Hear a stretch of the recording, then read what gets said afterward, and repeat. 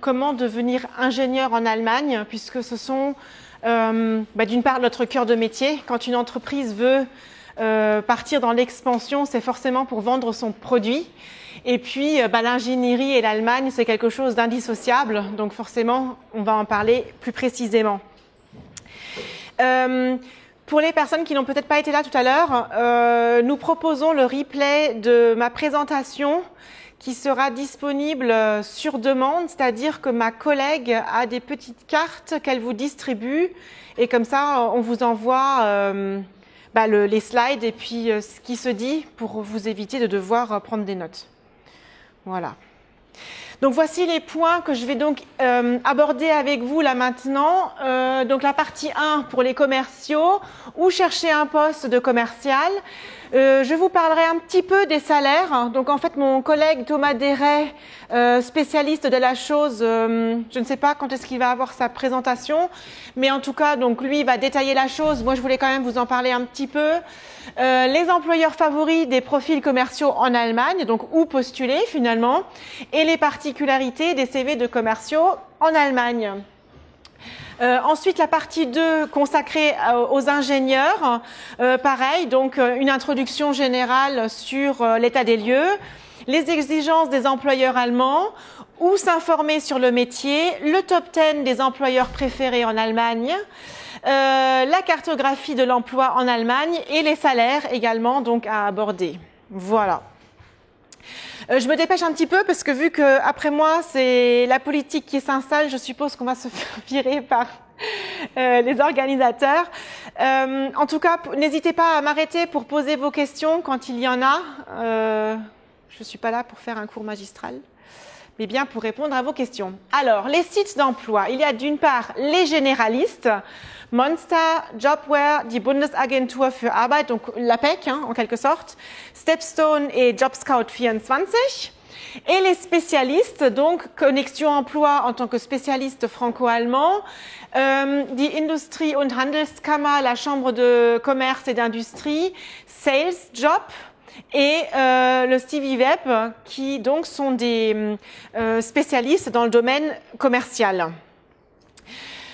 Pensez surtout aussi à utiliser les réseaux sociaux et le networking, donc d'une part Xing, LinkedIn et puis peut-être moins connu Expertea qui est un site spécialisé pour les personnes ayant déjà une expérience professionnelle, je vais dire de 5 à 10 ans minimum.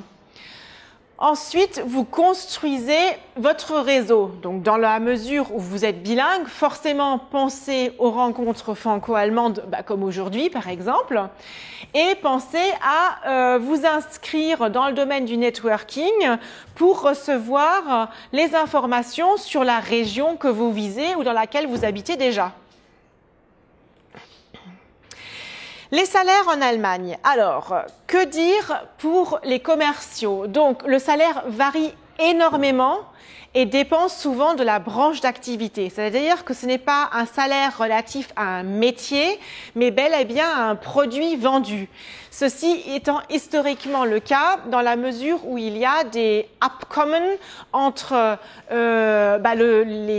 les employeurs et donc les tarifs de branche, les accords de branche qui sont créés et qui du coup amènent à des commerciaux dans le domaine automobile, métallurgique, j'allais dire presque traditionnellement allemand, des salaires bien plus élevés que par exemple dans la branche du textile où la rémunération est bien plus faible alors que le métier de vente est pour ainsi dire le même.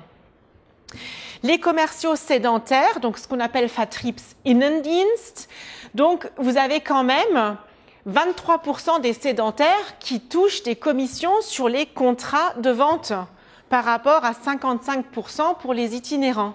Donc pensez lors de la négociation salariale à poser la question s'il y a une partie variable inclue. J'ai voulu un petit peu donner une moyenne salariale, donc toutes branches confondues, mais plutôt axée sur la question de la durée de l'expérience professionnelle. Donc, je vais dire que pour un jeune débutant en dessous de 2 ans, Vous avez donc des salaires juste en dessous de 40 000 euros, 2 à 5 ans et au-dessus de 5 ans. Donc on voit quand même qu'une évolution est assez énorme, tout en sachant qu'il faut faire attention, encore une fois, à la branche de l'activité, mais aussi au périmètre géographique où vous implantez. C'est-à-dire que la cherté de vie étant bien plus élevée, plus on va vers le sud de l'Allemagne, vous aurez donc des salaires beaucoup plus importants, puisqu'ils prennent le fait en considération, que si vous allez plus dans l'est de l'Allemagne, où la cherté de vie est en conséquence moins chère. Ce qui peut vous donner une indication, c'est tout simplement de regarder les loyers. C'est-à-dire, vous allez sur un site de location d'appartements et vous comparez les tarifs pour un 3 pièces, de taille à peu près similaire en mètres carrés, entre une location dans le sud et dans l'est.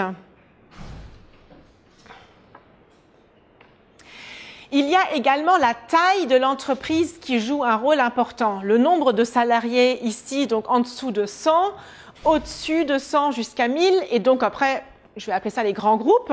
Pareil, les salaires évoluent énormément.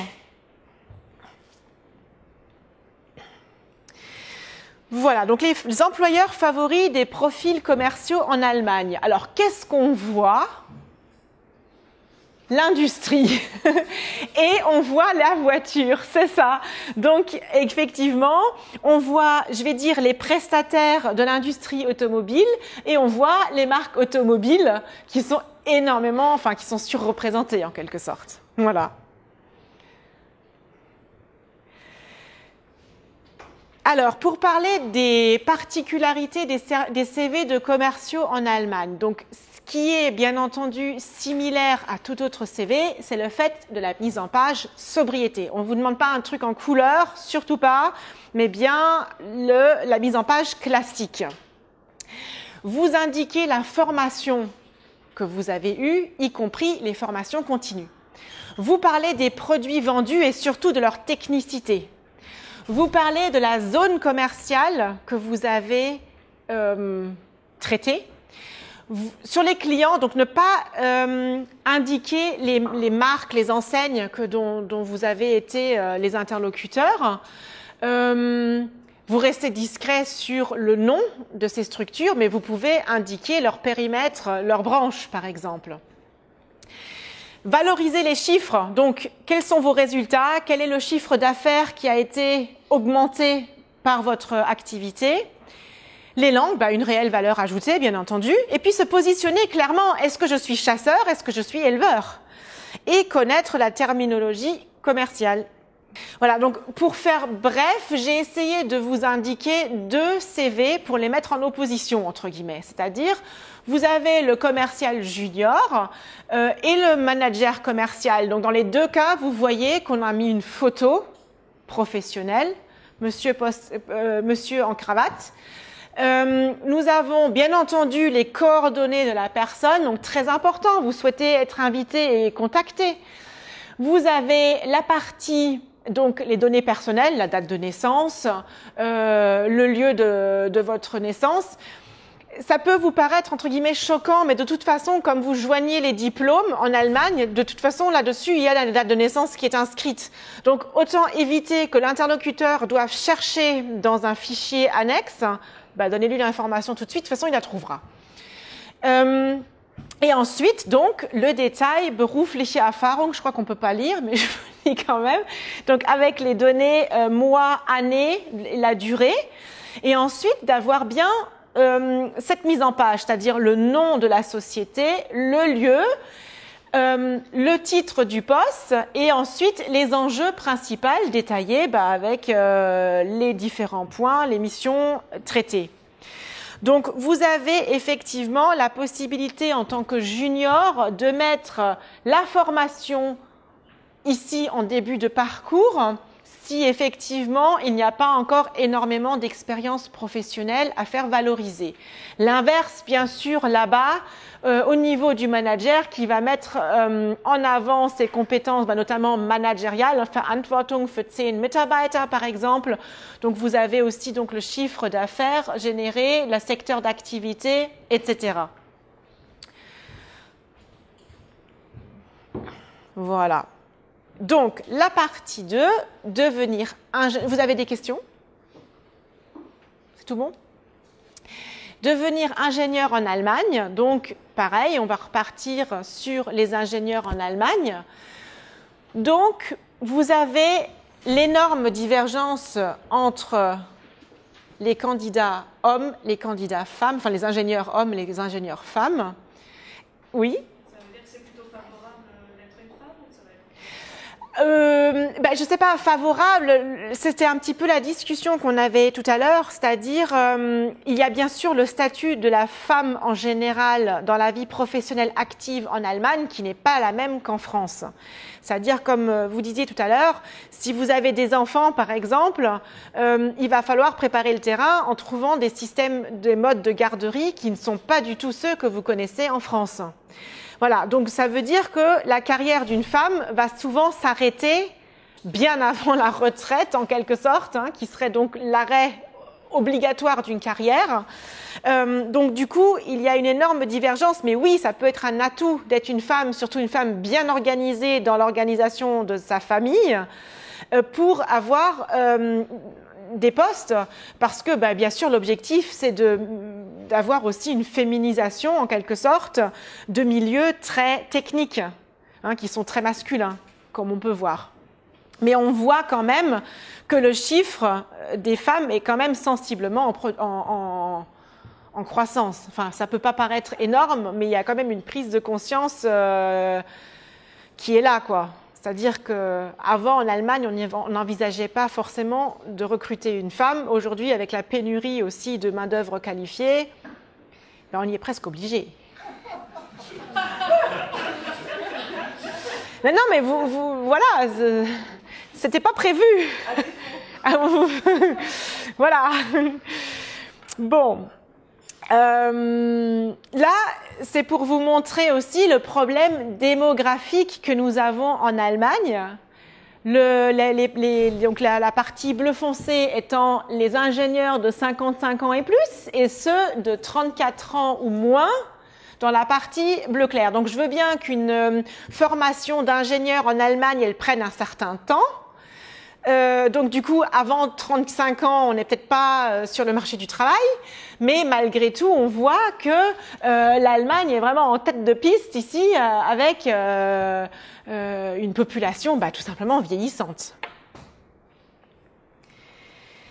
Donc, quelles sont les exigences d'un employeur allemand? Alors, il y a deux atouts, c'est l'expérience terrain et l'expérience à l'étranger à valoriser, et des compétences linguistiques, c'est-à-dire de communication, un esprit analytique, le sens des affaires. Alors, comment trouver l'importance des exigences d'un recruteur allemand quand on est ingénieur? Donc, on s'informe, par exemple, dans le secteur des énergies renouvelables, qui en France est quand même un petit peu le secteur difficile. En Allemagne, c'est pas du tout la même politique, donc du coup, il y a des opportunités à saisir.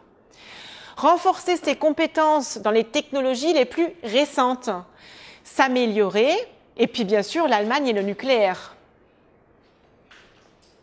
Donc s'informer sur les métiers, c'est possible sur 3 sites notamment, donc Ingenieur.de, Ingenieurkarriere.de et VDI, donc le Verein Deutscher Ingenieure, qui lui va détailler les disciplines techniques, alors que les premiers sont plutôt là pour proposer des offres d'emploi, proposer des études de salaire et décrire les métiers. Le top 10 des employeurs préférés des ingénieurs. Alors, qu'est-ce qu'on retrouve? L'industrie automobile. Donc pareil, donc il y a 5 entreprises de celles des 10 citées qui sont du domaine automobile. Et puis donc l'absence du secteur des nouvelles technologies. Voilà. Donc vous verrez, donc la recherche, la Fraunhofer Gesellschaft, ce sont des instituts de recherche. Après vous avez en vert ici donc l'aéronautique, la moutarde c'est l'industrie, et puis bon l'automobile, comme on disait, et puis l'équipementier qui finalement rejoint l'automobile à ce niveau-là. Pardon ? Écoutez, l'IT, oui, mais c'est pas du tout. C'est ça, exactement. C'est qu'il faut voir le relationnel du nombre de salariés par branche. Et puis même si justement des zones comme Berlin avec toutes les startups informatiques ou des zones comme Francfort-sur-le-Main dans le domaine bancaire où il y a bien sûr toute la sécurité informatique, tout ça qui commence à prendre de l'ampleur, ben, c'est rien par rapport à, je vous verrai plus tard les pôles de l'emploi, puis vous verrez comment ça se fait quoi. Voilà, et donc là je vous ai mis pour comparer les employeurs préférés des ingénieurs français. Bon, bah là, on trouve complètement autre chose. L'automobile n'est même pas représentée. Voilà. Donc, c'est le secteur aéronautique et la défense, et puis une diversité beaucoup plus importante, tout simplement aussi, quoi. Hein, voilà, donc la cartographie de l'emploi en Allemagne. Donc là, vous avez des statistiques fournies par l'Agence pour l'emploi en Allemagne et donc ce fameux VDI, hein, qui est vraiment, je vais dire, l'annuaire des informations quand on est ingénieur. Il y a des statistiques intéressantes par rapport à la répartition, par exemple, des ingénieurs en Allemagne. Donc, il y a une concentration sur ce que je vais appeler des pôles de l'emploi. Voilà, donc ça c'est la carte de l'Allemagne et vous verrez où sont recrutés les ingénieurs. Eh bien, ce sont les villes de l'automobile. Quelle surprise! Vous avez ici, par exemple, les gros blocs.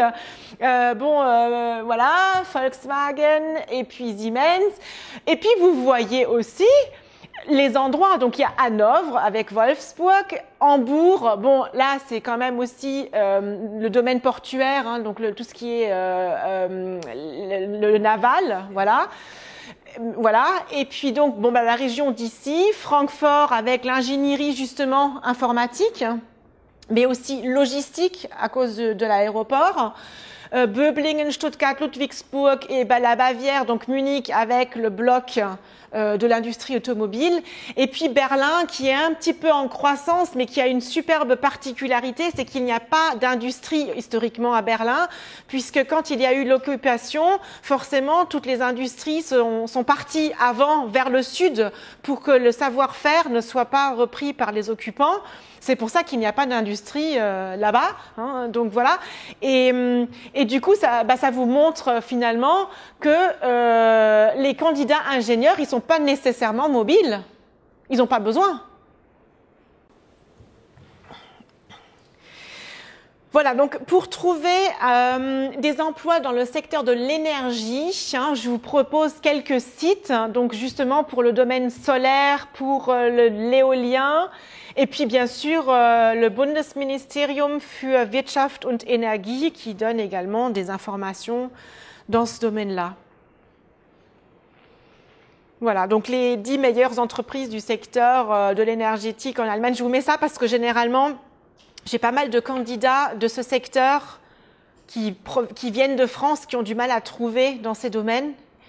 Et donc, c'est souvent ce type d'ingénieurs qui viennent ici pour se renseigner. Voilà, donc les femmes dans le secteur de l'énergie et les différents secteurs en fonction des salaires. Voilà, donc vous avez... de toute façon, l'ingénierie, c'est aussi un terme très générique, hein, parce que, par exemple, le tourisme, voilà, donc vous avez des valeurs moyennes qui vont du simple au double. Ce qui est quand même assez surprenant, c'est ce que je disais tout à l'heure aussi pour les commerciaux dans différents secteurs. Donc, c'est le produit, finalement, qui définit le salaire. Et là, c'est un petit peu pareil. Donc, les salaires en Allemagne, comment tirer son épingle du jeu? Donc, une question de diplôme. Les salaires dépendent de la branche. Donc, pour le diplôme, hein, c'est un agroalimentaire par rapport à un informaticien, par exemple. Donc, les accords de branche qui ont un impact énorme. Les ingénieurs à fonction dirigeante ou à responsabilité managériale gagnent en moyenne au-dessus de 100 000 euros. Voilà. Le personnel qualifié, la taille de l'entreprise, bon forcément, hein, mesdames, plus d'informations et d'estimations, donc sous le lien suivant, vous pouvez faire une demande d'estimation de salaire selon vos diplômes, mais aussi bien sûr en tenant considération de votre situation familiale et donc de la zone géographique qui vous intéresse. Voilà, donc les salaires moyens selon les secteurs. Donc l'industrie automobile, bon, il faut la citer, l'électronique, la construction, donc tout ce qui est BTP, et la construction navale. Et ensuite, je vous ai mis donc selon les salaires moyens selon l'expérience. Donc vous avez à gauche 6 à 8 ans d'expérience, ensuite 3 à 5 et en dessous de 2 ans.